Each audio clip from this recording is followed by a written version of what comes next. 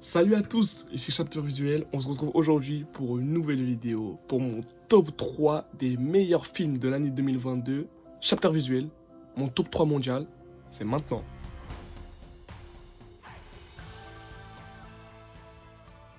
À la troisième position, nous retrouvons Mort sur le Nil. Alors Mort sur le Nil, c'est un film qui est sorti le 9 février 2022, qui est réalisé mais aussi joué par Kenneth Branagh. Kenneth Branagh qui joue Hercule Poirot dans ce film. Le film raconte l'histoire d'une croisière sur le Nil qui avait pour but de célébrer la lune de miel des mariés, mais qui malheureusement prend fin car la jeune mariée se fait assassiner. Heureusement à bord, nous avons le célèbre détective Hercule Poirot qui met fin à ses vacances pour pouvoir retrouver le coupable. Mon avis sur ce film. J'ai vraiment apprécié le fait que le réalisateur se joue de nous du début jusqu'à la fin. On est constamment en pleine réflexion. On se dit que c'est peut-être lui le coupable, c'est peut-être elle. Après, on nous montre des éléments et on se dit mais en fait ce n'est pas possible. C'est clairement ça qui fait la beauté de ce film. C'est un très bon film, c'est pour ça que je le classe dans mon top 3. À la deuxième place, nous avons Black Adam réalisé par Jaume Collet Serra. Bon, je sais pas si j'ai bien prononcé, mais ça doit être un truc comme ça. Le film il est sorti le 19 octobre 2022 et il dure environ 2 heures. Acteur principal, Dwayne Johnson. The Dwayne Johnson, que tout le monde connaît. Pour résumer le film, déjà il ne se situe pas dans notre temps, pas dans notre ère. Elle s'est passée il y a des milliards d'années.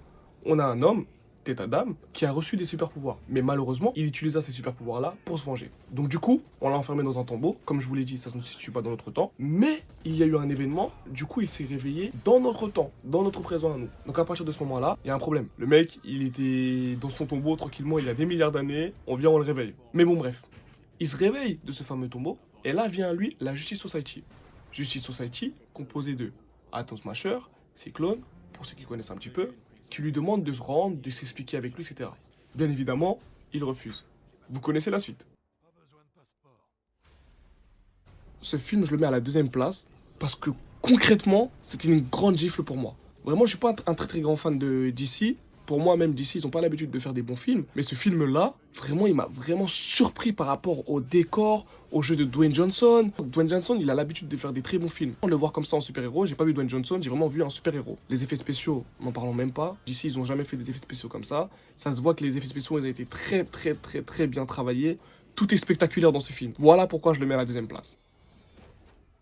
Et pour finir, à la première place, nous avons Avatar, à mon avis, vous vous en doutiez, réalisé par James Cameron et qui dure 3h12. C'est vraiment un long film. Avatar, ça fait 10 ans qu'on l'attend. Ça fait vraiment 10 ans qu'on attend Avatar. Et là, Avatar, il est sorti le 14 décembre 2022. Comme vous le savez, je pense que je suis pas le seul qui l'attendait. Pour ceux qui connaissent pas Avatar, mettez-vous une balle. Non, sérieusement. Franchement, Avatar, ça fait partie des classiques. C'est un film qu'il faut absolument voir. Pour vous raconter un peu l'histoire, même si je pense que la plupart des gens la connaissent, ça raconte l'histoire d'un peuple appelé les Na'vi, qui vivent sur Pandora. Et ils ont dû affronter les gens du ciel, en gros les humains. Et à travers les humains, on suit un homme du ciel qui s'est attaché aux Na'vi. Et donc du coup, maintenant, il veut les protéger. Donc il y a une bataille entre les gens du ciel et les Na'vi. Mais bon, bref, tout ça, c'est dans le 1. Et en gros, le 2, c'est la suite de cela.